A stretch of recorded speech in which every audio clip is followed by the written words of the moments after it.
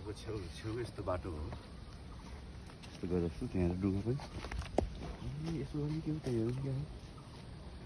यहाँ चाहिँ माछा पनि मार्दै हुनुहुन्छ उहाँले। डुङ्गामा आउने पारीबाट अनि यहाँ डुङ्गा राख्ने अनि माछा मार्ने।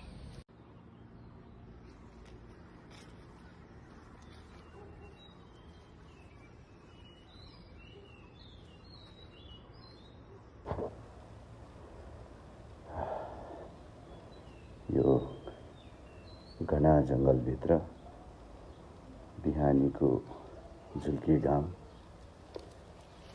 उकाली ओह्राली, नजिकैको ताल तलैया, यो हरियो वनपाखा अत्यन्त रमाइलो मनमोहक छ। प्रकृतिको यो सुन्दर काखमा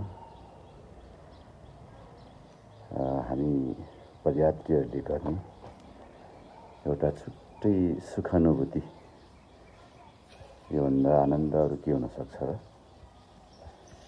यो हाम्रो